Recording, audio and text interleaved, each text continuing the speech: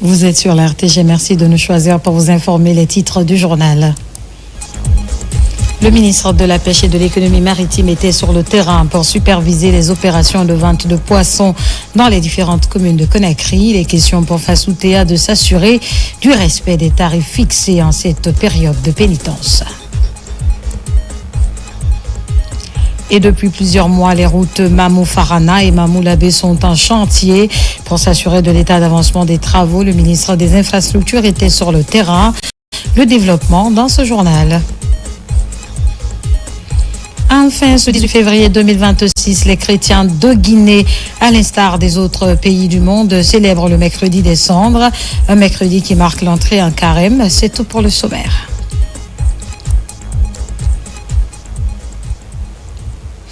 Encore une fois, bonsoir et bienvenue à tous. La Guinée pourrait bientôt bénéficier d'un important afflux d'investissements étrangers. Le Premier ministre Amadou Ouriba a reçu ce mercredi une délégation d'investisseurs émiratis conduite par le directeur général de Faminas Investment Group. Objectif, préparer un ambitieux programme d'investissement estimé à près de 2 milliards de dollars, notamment dans les secteurs de l'énergie, des infrastructures, de l'agriculture, de la santé et de l'éducation. Des projets structurants qui s'inscrivent dans la dynamique du programme Simandou 2040. Écoutons le porte-parole de la délégation au micro de Ousmane Bangoura. Sur invitation du Premier ministre, les acteurs de la dernière élection présidentielle ont eu ce 18 février un entretien avec le chef du gouvernement. Entouré des membres de son cabinet, Amadou Ouriba a rappelé que le temps post-électoral doit être celui de la responsabilité, du dialogue et du rassemblement. Il a souligné que la Guinée, engagée dans une nouvelle étape de son évolution institutionnelle, a besoin de l'implication de tous ses fils et de toutes ses filles, au-delà des sensibilités politiques. Le chef du gouvernement a également évoqué le message d'ouverture lancé par le président de la République lors de son investiture, insistant sur la main tendue à l'ensemble de la classe politique pour bâtir une nation unie et stable. Au cours des échanges, les participants ont salué le cadre républicain de la rencontre, estimant qu'il constitue un signal fort en faveur de l'apaisement et du renforcement de la confiance entre acteurs politiques. Cette rencontre a été de bonne aloi. Le dialogue, les échanges, communiquer, c'est ce qui construit un pays, une nation. C'est ce qui prouve qu'on est ensemble, que nous sommes des Guinéens, que nous parlons de la même voix, pas cacophoniquement, mais dans la même direction, avec diverses routes. Cette rencontre a été donc une première rencontre de prise de contact avec le chef du gouvernement, M. Amadou Ouriba, pour nous dire que les élections qui se sont passées, c'est la Guinée qui a gagné. Il n'y a ni gagnant ni perdant, comme le président de la République lui-même il a dit. C'est la Guinée qui a gagné. Mais la manière dont ça s'est passé cette fois-ci, dans la zénitude, dans le calme, dans le respect des uns et des autres, nous saluons cela et nous souhaitons que cela se perpétue en Guinée et que la politique soit un débat d'idées et non un combat d'épée. Donc nous avons salué cette rencontre qui est une prise de contact et nous sommes tout ouverts, tout prêts pour ce pays. Cette rencontre marque ainsi une étape importante dans la consolidation du climat politique post-électoral. En choisissant la concertation et l'écoute mutuelle, les acteurs politiques posent les bases d'un engagement commun en faveur de la stabilité institutionnelle, du respect des institutions et du développement durable de la Guinée. Vous l'avez compris, c'était la rencontre du Premier ministre avec les acteurs politiques guinéens qui ont pris part à la dernière élection présidentielle. Face à l'évolution des défis sécuritaires, institutionnels et socio-économiques aux frontières guinéennes, le gouvernement, à travers le ministère de l'Administration du Territoire et de la Décentralisation, accélère les travaux du secrétariat exécutif de la Commission nationale des frontières. L'institution vient de tenir sa première session technique. Objectif objectif, doter la Guinée d'un cadre stratégique de référence à travers l'élaboration d'une politique nationale de gestion des frontières. Amadou Touré, Abdulrazak Souma.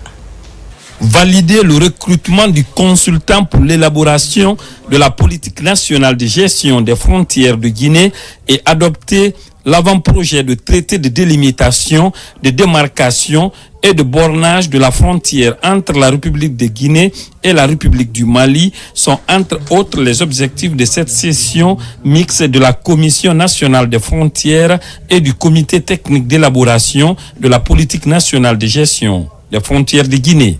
Nous avons fini la délimitation sur toutes les parties, sauf deux parties, qui sont le mont Sagou et la partie Bambadala.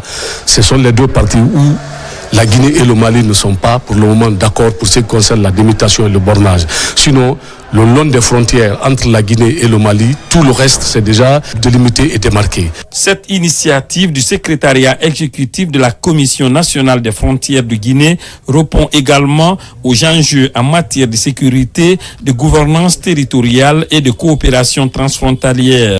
Actuellement, l'avancée du terrorisme, les questions sécuritaires deviennent une impérieuse nécessité pour les États, mais aussi pour les personnes qui sont à la commande.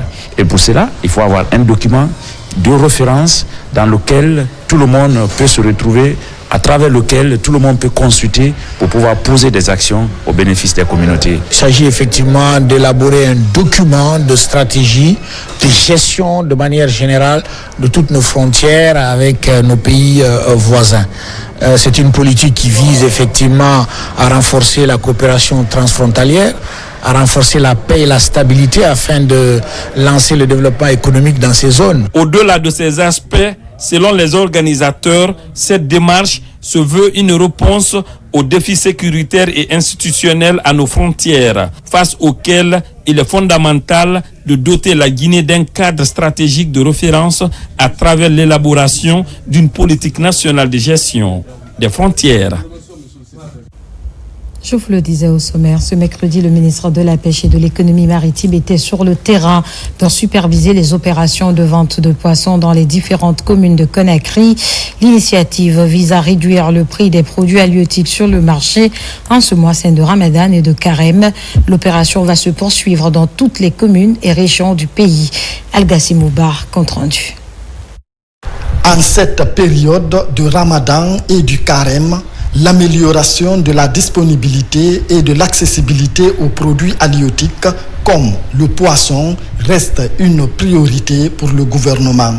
C'est pour répondre à cette exigence qu'une campagne de vente de poissons à prix réduit a été lancée. Quelques heures après le démarrage de l'opération, le ministre Fassou Teya est sur le terrain pour superviser le bon déroulement des opérations. La rentrée de la mission qui est partie à l'intérieur du pays a été satisfaisante. Donc le pays est aujourd'hui servi, les stocks sont disponibles dans les magasins. Nous allons évaluer l'applicabilité, le respect des instructions que nous avons données à tous les acteurs impliqués dans la vente et pour voir comment est-ce que nous avons pu respecter nos engagements parce que nous sommes rassurés que les engagements sont pris. D'autre côté, de l'autre, c'est pour voir le suivi de l'applicabilité. Le poisson étant l'aliment de base très prisé en Guinée, ce produit devait être accessible à tous les citoyens. 400 000, 380. Nous sommes très ravis de cette initiative. Ils nous vendent des cartons de poissons moins chers. Une façon d'aider les femmes en cette période de pénitence. Le président ne peut pas tout faire. C'est pourquoi il nomme un gouvernement pour l'aider à gérer le pays. D'habitude, il y a trop de spéculation au marché.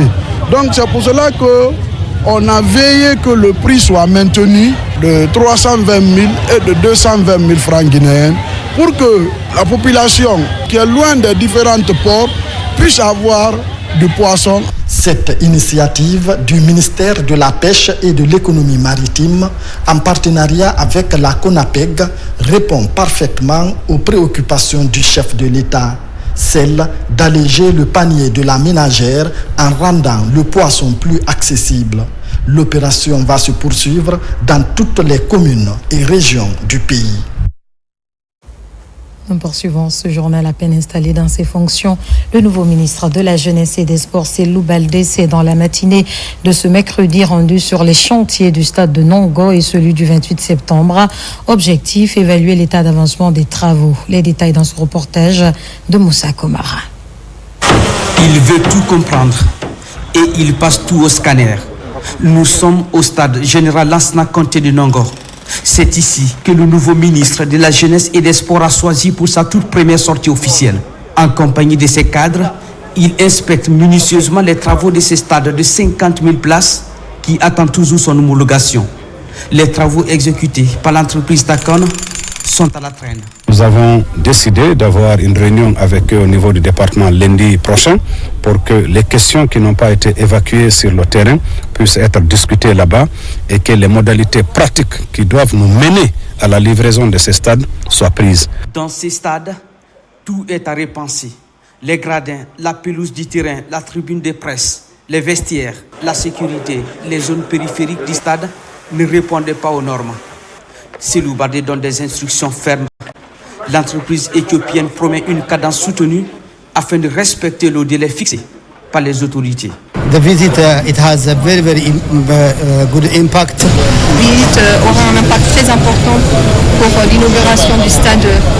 On a eu une directive très directe pour inaugurer le stade dans un délai très prochain. Tout le monde ici, toute l'équipe ici est très motivée. Après ces stades, cap sur le mythique stade du 28 septembre, témoin silencieux des grandes heures du sport guinéen. Les travaux de réhabilitation progressent, mais le Sili National A ne pourra plus jouer ses matchs sur ces installations. Pas de tunnel. Désormais, ce sont des catégories inférieures qui y joueront. Puisque ça c'est un stade qui date des années 60 et à partir des essais que nous avons fait en béton et tout par rapport à la structure de stade, on a discuté avec la CAF que le tunnel n'aura pas lieu en fait. Cette première visite officielle du nouveau ministre marque un signal fort. Accélérer les travaux structurants et redonner au football guinéen un cadre digne de ses ambitions.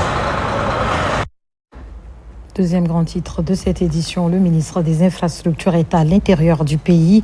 Fassine Silla visite les chantiers des routes Mamou-Farana et Mamou-Labé. L'objectif de cette sortie est de constater de visu l'état d'avancement de ces travaux qui figurent parmi les priorités du gouvernement. Abdoulaye Djakassila, Aboubakar Junior Camara.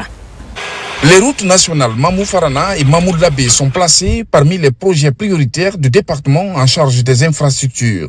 Aussitôt installé dans ses fonctions, le ministre Fassine Silla entame ses visites de terrain par ses projets de défi national. 150 km entre Mamou-Labé et 185 km Mamou-Farana.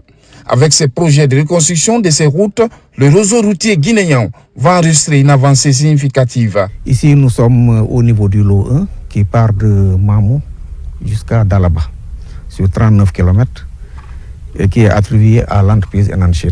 Sur ce lot, la base vie est déjà achevée. Le laboratoire est fonctionnel. La station pour la centrale à béton est achevée et fonctionnelle. Les aires de préfabrication aussi sont aménagées. Les aires de stockage de matériaux aussi.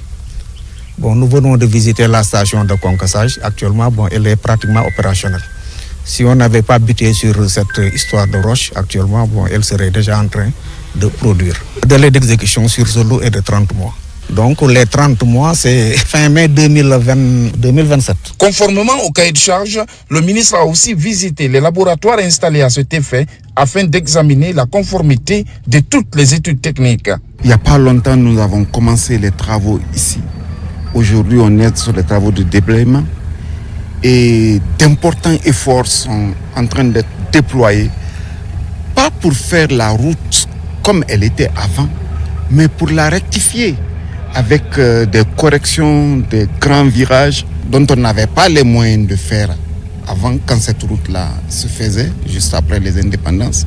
Mais maintenant qu'on a ces moyens et qu'on a cette ambition de faire de Labé une ville centrale pour le développement de ce pays, il était important qu'on procède à de larges corrections sur cette voie. Cette série de tournées du ministre Silla va toucher tous les chantiers routiers et ouvrages hydrauliques et autres infrastructures en cours de réalisation dans le pays. Et pendant ce temps, le ministère de l'Assainissement, de l'Hydraulique et des Hydrocarbures poursuit sa politique d'assainissement et de développement durable. Aujourd'hui, le ministre a visité une unité de traitement de déchets. Cette usine transforme nos poubelles en nouvelles ressources. L'objectif est de lutter contre le gaspillage en donnant un coup d'accélérateur à l'économie circulaire. Mariam Kamara pour ce reportage. Ici, les déchets ne sont plus une fin, mais un nouveau départ. Cette unité valorise des dallettes écologiques issues des déchets en verre. Fini le temps où l'on enterrait ou brûlait sans réfléchir. Une unité qui incarne la nouvelle stratégie du ministère, faire de la gestion des ordures un véritable moteur de développement. Ceci n'est pas une simple entreprise. C'est beaucoup plus la conviction, la détermination. Que là où les gens considèrent qu'il y a un problème, d'autres y voient des opportunités. Avec la vision du chef de l'État et l'accompagnement de M. le Premier ministre, que 70% de ce que nous produisons, ce que nous appelons ordures, moi j'appelle l'or qui dure, peuvent être transformés si les gens sont éduqués, les gens sont sensibilisés. Derrière cette initiative, une volonté claire, structurer une filière qui a de l'avenir en soutenant la création d'emplois sur le terrain, tout en encourageant l'émergence de nouvelles entreprises spécialisées dans le recyclage. Vous avez ici une entreprise qui évolue dans la transformation de nos déchets. Elle produit des dallettes qui sont moins chères, plus durables, plus efficaces que celles que nous connaissons. L'objectif du département, c'est de trouver les moyens, tous les mécanismes, mettre en place les stratégies afin que ceux qui ont déjà pris l'initiative de faire ce travail puissent sortir de l'ordinaire. Je suis satisfait et il y a même l'émotion sur moi parce que je vois que, je me répète encore, je n'avais pas eu l'occasion et l'opportunité d'avoir un ministre qui parle ainsi. Avec le peu que je fais. Mais le peu qu'on arrive à faire, si on nous soutient dans ce sens, je pense qu'on va faire appel à beaucoup d'autres personnes qui sont ailleurs, qui ont d'autres capacités à accompagner le pays. Pour le département, la gestion des déchets n'est plus une simple contrainte, mais une priorité nationale. Un engagement fort en faveur d'un environnement plus sain et d'une économie plus inclusive. Et disons qu'après de brillants résultats obtenus dans le processus d'assainissement de la commune de Ratoma, les autorités locales passent à la vitesse supérieure, à savoir la chasse aux déchets plastiques. D'ailleurs, une unité de transformation des déchets plastiques en pavés vient d'être mise en place pour la viabilisation de ce projet dans la commune. Acteurs du secteur, spécialistes et chefs de quartier se concertent. On fait le point avec Moussa Bangora. Ensemble pour une municipalité propre et durable. À Ratoma, après le lancement de la seconde phase du projet de stratégie de gestion des déchets, l'heure est au tri et à la valorisation des déchets plastiques. Ici à la mairie, acteurs du secteur, cadres techniciens, chefs de quartier et chefs secteur se concertent pour la viabilisation de cette initiative citoyenne. Les déchets que nous produisons sont de l'or, mais il faut savoir comment les collecter et où est-ce qu'il faut les amener pour qu'on puisse les transformer. Parce que désormais, au niveau de Ratoma, on a fait la chasse aux ordures, maintenant c'est le plastique.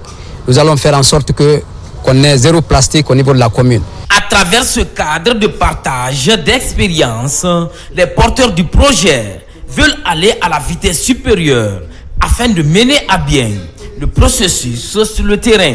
Nous avons aujourd'hui les tricycles qui sont à la portée des présidents des conseils de quartier. Il y a un personnel qui va être mis à leur disposition, qui sont des bénévoles, qui seront pris en charge par la mairie.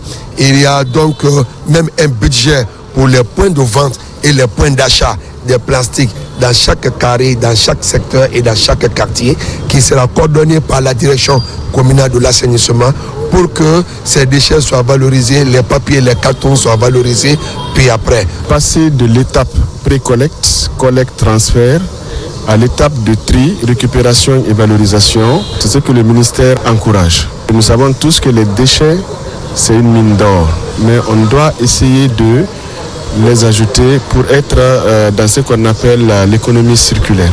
L'unité de valorisation des déchets plastiques est déjà mise en place par l'autorité communale. L'objectif est de collecter les plastiques, faire le tri et le traitement, mais aussi transformer ces produits plastiques en pavés. Célébrer l'excellence pour susciter l'émulation, c'est le pari réussi de la 8e édition des Merit Awards Guinée, organisée par la structure ARCOM.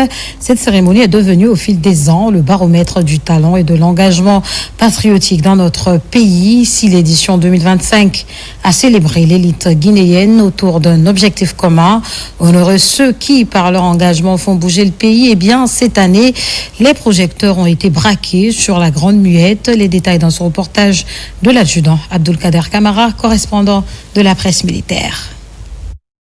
La 8e édition des Merit Awards Guinée, avec la structure de communication ARCOM, a tenu toutes ses promesses en réunissant les élites du pays. Objectif: honorer ces hommes et femmes qui ont marqué l'année 2025 par leur engagement et leur talent exceptionnel dans leurs domaines respectifs. Cette année, le ministère de la Défense nationale a été particulièrement mis à l'honneur. Parmi les lauréats, nous retrouvons des figures majeures de la hiérarchie militaire et civile. Cette édition se distingue particulièrement par son caractère inclusif et fédérateur, réunissant des personnalités issues de divers horizons, professionnels, civils comme militaires, illustrant ainsi la complémentarité indispensable entre les différents acteurs du développement national. Elle témoigne également d'une volonté affirmée de promouvoir une culture de l'excellence fondée sur la performance, l'innovation et le sens élevé du devoir. Cette reconnaissance institutionnelle vient souligner un leadership exemplaire et une vision stratégique aiguisée. Pour ces lauréats, ce prix récompense un dévouement total à la sécurité nationale et une contribution majeure au processus de modernisation de nos forces armées. Plus de 10 personnes qui ont bénéficié de ces sacrifices. Cela veut dire que l'armée est sur le bon chemin. Sur les réformes engagées, les citoyens guinéens sont en train réellement de voir la réussite de l'armée, un changement qualitatif et quantitatif. Au fil des ans, les Merit Awards Guinée se sont imposés comme le rendez-vous incontournable du mérite patriotique, une plateforme qui célèbre les fils et filles de la nation qui se distinguent par leur abnégation. Nous construisons une culture, nous affirmons une vision, nous écrivons un message pour l'histoire. Et ce message tient à une phrase: célébrons ce qui inspire la Guinée et l'Afrique. Cet événement renforce le sentiment de fierté nationale. Il crée une véritable émulation poussant chaque cadre, qu'il soit de l'administration publique ou du secteur privé, à donner le meilleur de lui-même pour le rayonnement de la République. Les regards sont désormais tournés vers l'édition prochaine. Rendons-nous à présent à Benna, précisément dans le village de Bara, où récemment le ministre de la Culture, du Tourisme et de l'Artisanat s'y trouvait. Il a visité l'école primaire de la localité en état de dégradation poussée. Il a promis d'apporter une assistance pour réhabiliter l'infrastructure. Moussa Moïse a également participé à la 5e édition du FIDAO organisée à Benna. Ousmane Ba, compte rendu. L'école primaire de Bara en détresse. Nous sommes dans le district de Kamalaya, dans le Benna profond. Depuis un certain temps, l'infrastructure vit une précarité. Parents d'élèves et encadrants tirent la sonnette d'alarme. Nous voulons de l'aide à résoudre le cas de notre contractuel communautaire qui ne cesse d'enseigner tous les jours pour cette communauté durant 4 ans. L'école a besoin d'une amélioration. Son état est très critique et manque de manuels. Fils de la localité, Moussa Moïse Silla est imprégné de ces défis. Il compte apporter son assistance pour inverser la tendance afin d'améliorer les conditions d'apprentissage des tout-petits. Je vais tout faire cette année pour que les travaux de rénovation de votre école débutent. Nous allons le faire pour améliorer, en attendant que l'État n'arrive, pour agrandir ce lieu d'apprentissage. Nous allons agir en attendant cela, parce que c'est notre devoir de faire de telle sorte que nous puissions apporter le peu d'efforts possible à nos différentes communautés, surtout à l'intérieur du pays. Donc prenez beaucoup de courage, ne baissez jamais les bras face aux difficultés, apprenez toujours et travaillez bien à l'école. Le ministre Moussa Mouessila a aussi assisté à la 5e édition du Fidaou de Gbara, une cérémonie de lecture du Saint-Coran au cours de laquelle les fidèles musulmans ont imploré Allah pour la paix et l'unité nationale en Guinée. Dans le volet justice, l'agence de gestion et de recouvrement des avoirs saisis et confisqués renforce la coordination entre ses services régionaux. Réunis autour du directeur général, les agents référents des juridictions régionales ont pris part à une importante session de travail visant à harmoniser les procédures de transmission des informations liées aux mesures de saisie et de confiscation. À travers cette démarche, l'AGRASC réaffirme son engagement en faveur de l'état de droit, de la moralisation de la gestion publique et de la lutte contre la criminalité économique et financière. Kernoy Nusaba, Madi Bangora. Dans le cadre de la redynamisation des actions de l'Agence de gestion et de recouvrement des avoirs saisis et confisqués à Grasque sur le terrain, la direction générale réunit les agents des juridictions régionales.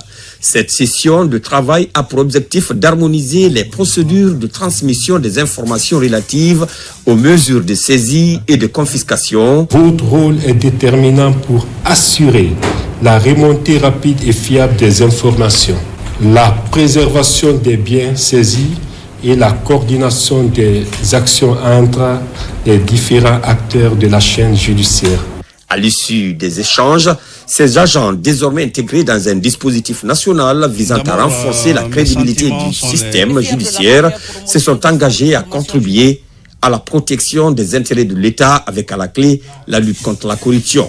Nous sortons outillés car le directeur de l'agence nous a partagé sa vision par rapport à la réputation et à la crédibilité qu'il veut conférer à cette agence dans l'esprit du président de la République.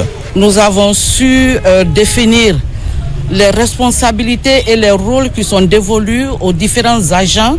Nous devons, au sein des juridictions, remonter les informations telles quelles à l'agence de recouvrement et de saisie des avoirs. Résolument engagé dans le renforcement de l'état de droit, la moralisation de la vie publique ainsi que de la lutte contre la criminalité financière et économique, l'AGRASC se positionne comme une institution incarnant la rigueur dans la conservation et le recouvrement des avoirs placés sous main de justice.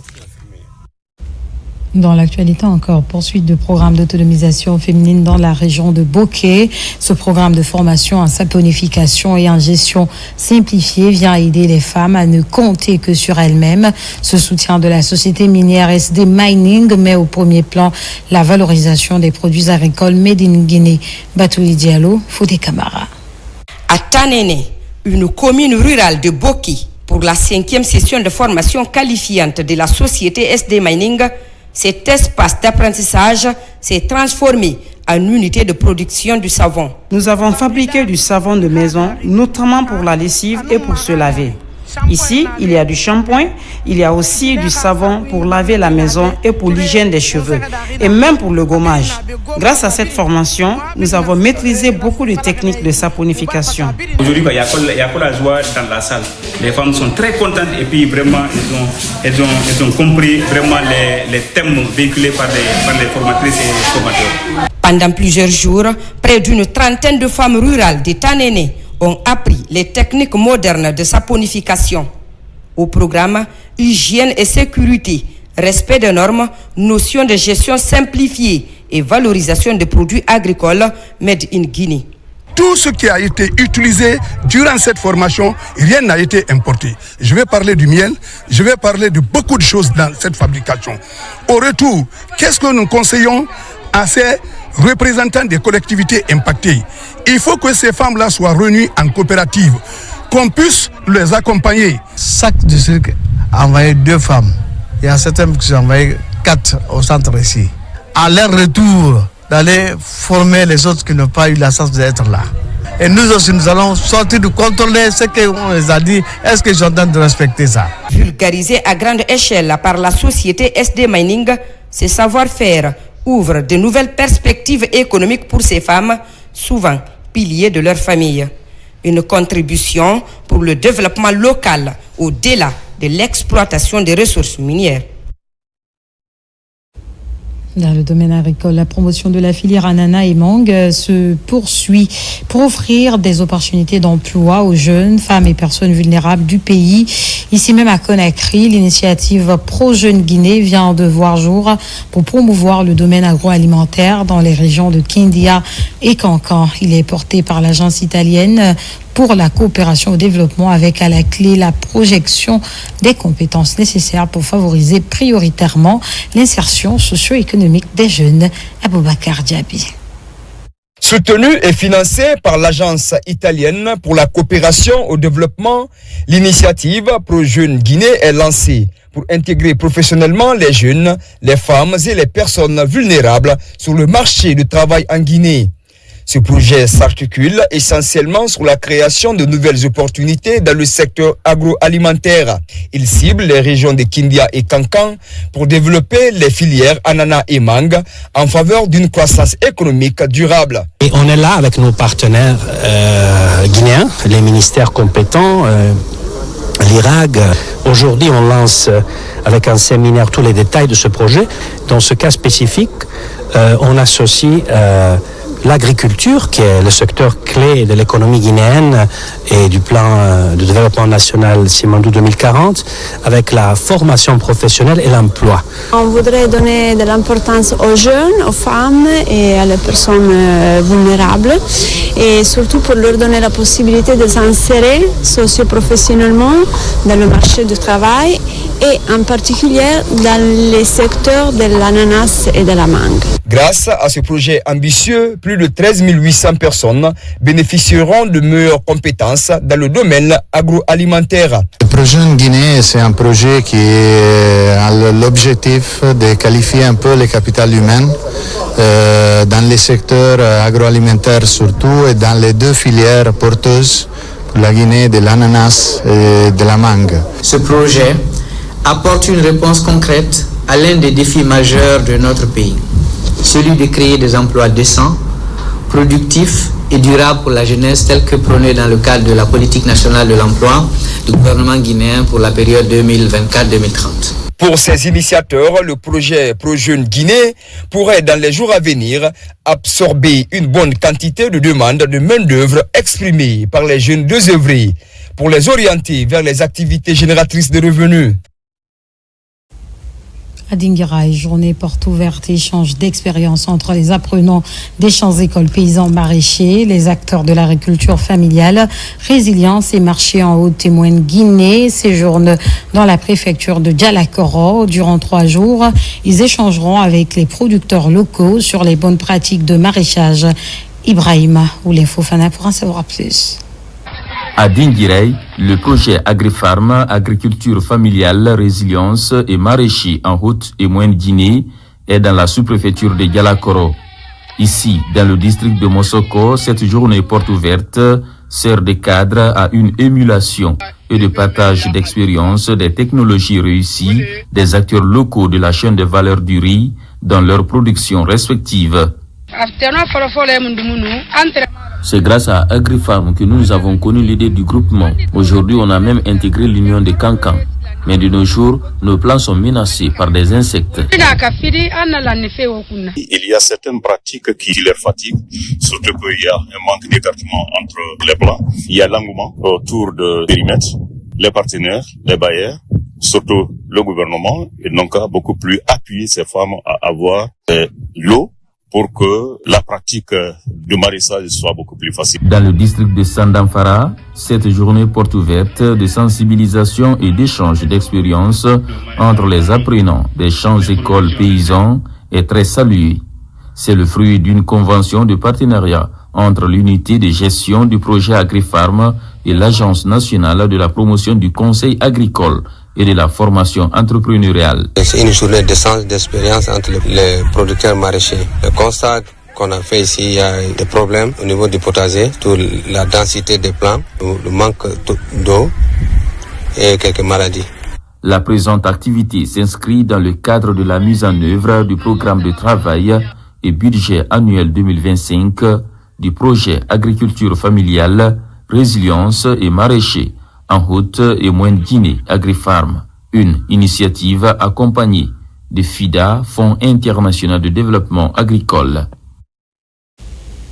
Dans un autre registre, les fidèles chrétiens du monde entier entrent dans le carême 2026, un temps fort de recueillement, de prière et de pénitence, 40 jours de préparation spirituelle qui conduisent à la célébration de Pâques, cœur de la foi chrétienne. Pour accompagner les croyants dans cette démarche de foi et de conversion, l'archevêque métropolitain a livré des orientations spirituelles.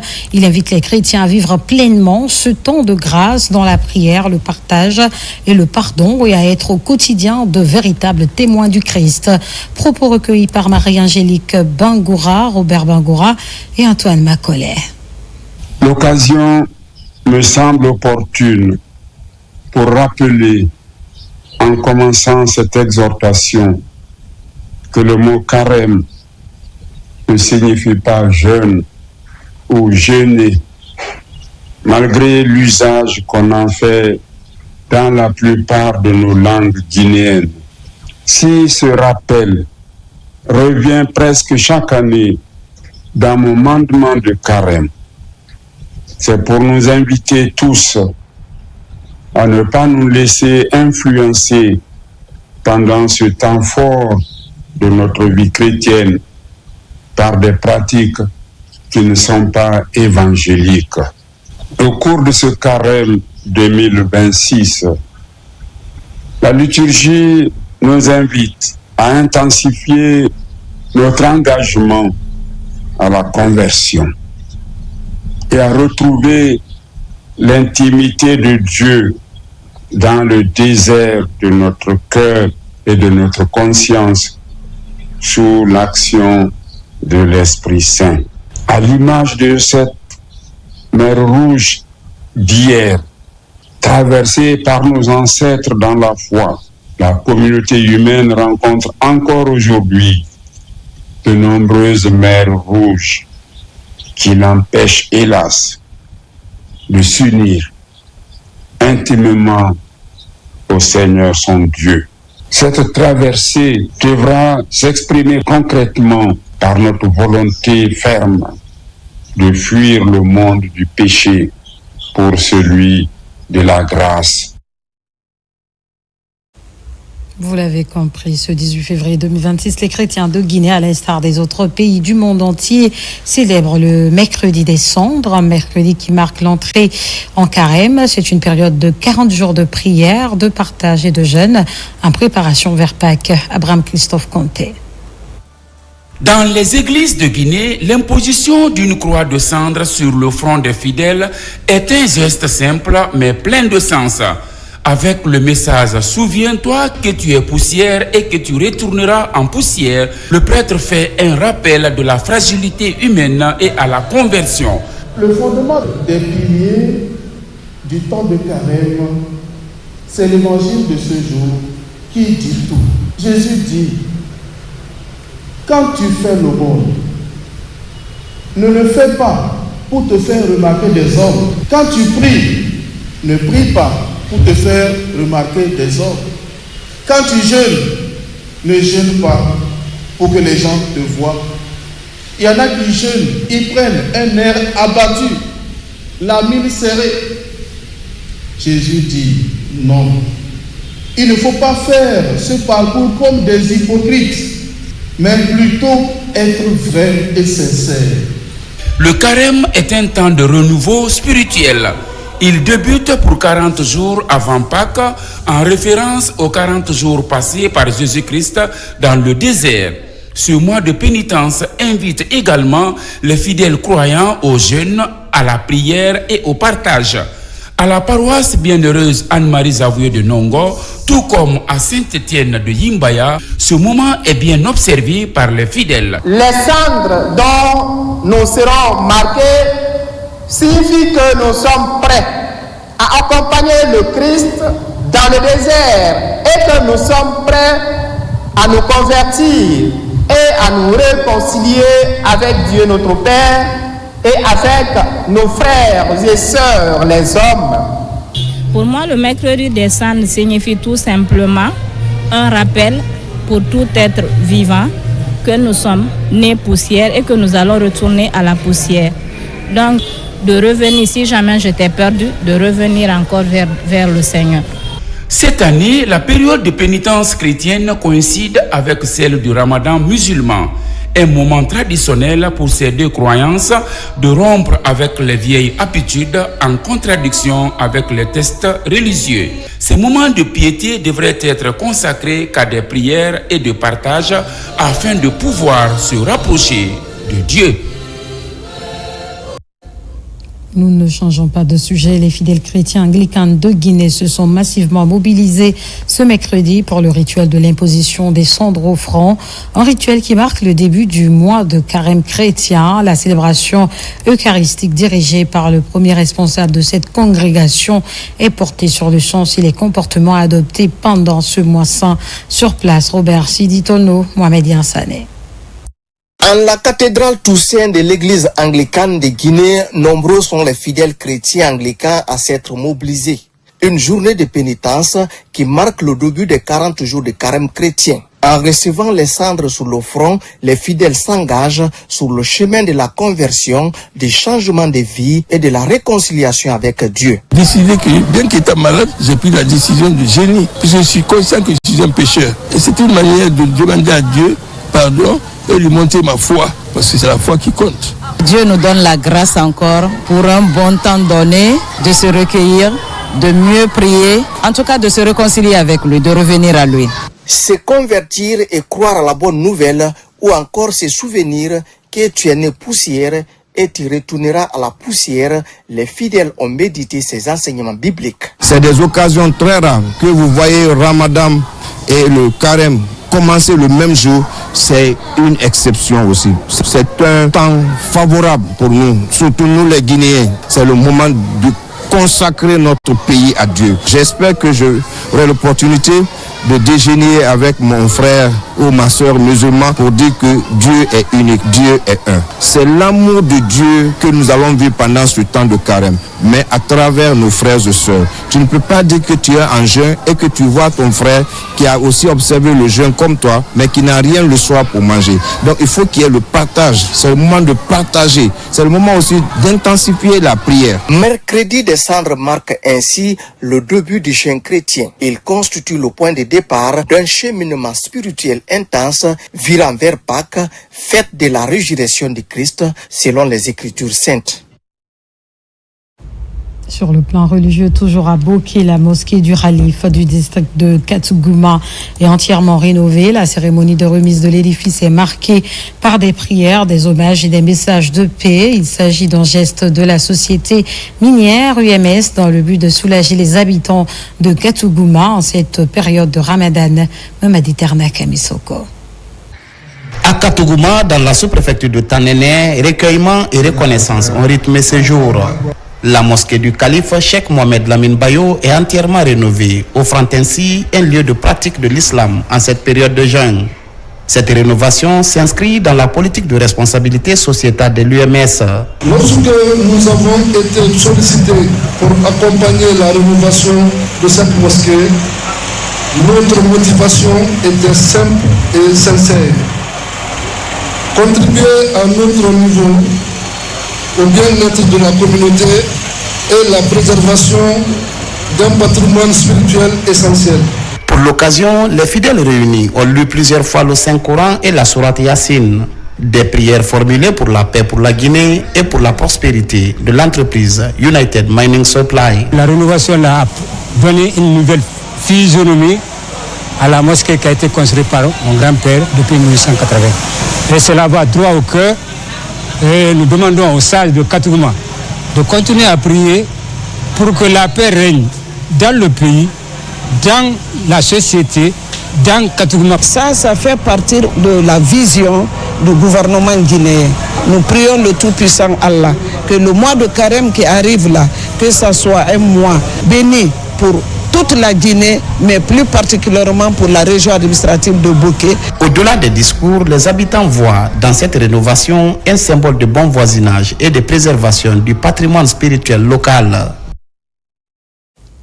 Dans l'actualité, toujours la Fédération des ferrailleurs de Guinée a mis le cap sur l'intérieur du pays pour installer ses membres. La première étape a concerné les régions de Zérékoré et Kankran, où elle a désormais ses représentants. L'objectif est d'unifier la corporation Bakari Bambakondé. Dans les préfectures de Nzérékoré et Kankan, la Fédération des ferrailleurs des métaux useux, ferreux et non ferreux, a procédé à l'installation de ces nouvelles antennes. Une avancée importante dans le développement du secteur de la ferraille en Guinée, avec pour objectif de renforcer l'organisation et la collaboration entre les acteurs de la filière. Une forme d'unir tous les acteurs de la filière en vue de les transformer en un outil de développement. Aux autorités à tous les niveaux, à travers le ministère du Commerce, de l'Industrie et des PME, de protéger et de finaliser la réglementation dans le secteur pour permettre aux différents acteurs de mener leur activité tranquillement dans la paix et la concorde sociale. Les nouvelles équipes auront pour tâche d'améliorer la collecte, le tri et le recyclage des métaux et sensibiliser les acteurs locaux à l'importance du secteur dans l'économie du pays. Nous remercions les autorités, nous remercions le président de la République, Mamadi Doumbouya. Nous sommes très contents de cette installation. Nous promettons de se mettre à la disposition de tous et mettre les ferrailleurs ensemble. Les autorités présentes ont exhorté la fédération à contribuer à la protection de l'environnement et à la création d'emplois durables. C'est une joie pour nous de voir cette filière organisée. Nous avons désormais en face un collaborateur avec qui nous pouvons vraiment développer ce secteur, cette filière qui est vraiment porteuse non seulement d'emplois mais de croissance économique. La Fédération des ferrailleurs prévoit d'étendre son réseau en installant prochainement ses antennes dans les préfectures de Mandiana et Sigiri. À Conakry, session de formation des arbitres à la technologie VAR. Cette initiative de la Fédération guinéenne de football vise à renforcer la capacité technique des arbitres guinéens. Ce cours premier du genre en Guinée est animé par des experts de la CAF en arbitrage vidéo. Morlaï Souma, Djibril Kamara. Ce cours sur la technologie VAR, qui est une première en Guinée, regroupe 26 arbitres d'élite guinéens, dont 5 femmes venues des 8 ligues administratives du pays. C'est un programme de la Fédération guinéenne de football. Il vise à mettre au même niveau d'information ces acteurs afin que, désormais, les décisions au cours des matchs de football soient uniformisées. Si on veut que l'arbitrage guinéen soit représenté au niveau continental, au niveau international, il faut procéder à la VAR. Et c'est dans le bout de 3 mois ou 4 mois qu'on est là pour animer ce premier cours de la VAR.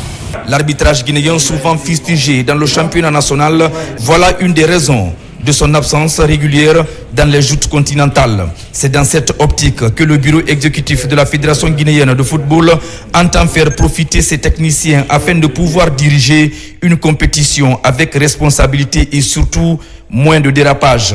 Nous savons que la qualité des arbitres ne manque pas en Guinée. On a pris le devant et j'espère que la CAF, ses inspecteurs, pourront trouver de la crème pour qu'enfin nous puissions voir nos arbitres à l'international. Pour ce qui est de cette formation à l'utilisation de la VAR, la Guinée est en train d'emboîter les pas d'autres pays. Sans la formation, nous ne pourrons pas faire face aux enjeux du football contemporain. Et donc aujourd'hui, c'est une étape décisive que nous sommes en train de franchir. Cette initiative s'inscrit dans le registre du projet d'instaurer prochainement la VAR dans le championnat national. Les entraîneurs et arbitres guinéens seront outillés pour être désormais de véritables techniciens capables de gérer les différentes interprétations de la VAR. Enfin, une étape majeure dans la modernisation du paysage financier guinéen présidé par le ministre Mohana Souma. Coris Bank International Guinée a procédé au lancement officiel de Coris Money, sa solution Mobile Money avec pour ambition de simplifier les transactions et élargir durablement l'accès aux services financiers. Son enseigne au reportage. Dans un contexte de transformation digitale du secteur bancaire en Guinée, Coris Bank International Guinée franchit une nouvelle étape avec le lancement de Coris Money, sa solution de mobile money. Objectif, simplifier les transactions financières et élargir l'accès aux services bancaires. Chez Coris Bank International Guinée, notre rôle va bien au-delà de tout ce qui a été décrit. Il s'agit de bâtir des ponts numériques, de créer des solutions qui accompagnent les acteurs économiques dans leurs transactions quotidiennes, quel que soit leur secteur ou leur niveau d'activité. Fruit de la stratégie d'innovation du groupe, Coris Money se présente comme un porte-monnaie électronique accessible depuis un smartphone avec ou sans compte bancaire. Les utilisateurs peuvent effectuer des opérations essentielles, transfert d'argent, paiement de factures, achat en ligne, règlement de biens et services. Cela montre en suffisance la progression que nous enregistrons à peine 4 ans d'activité. Ça montre combien de fois la vision de M. le Président, M. Mamadi Doumbouya, déclinée dans le plan de développement Simandou 2040, est en train de se concrétiser à tous les niveaux. Il fait partie de la vision Simandou 2040 et dans cette vision, il y a ce qu'on appelle les piliers 3 et 4.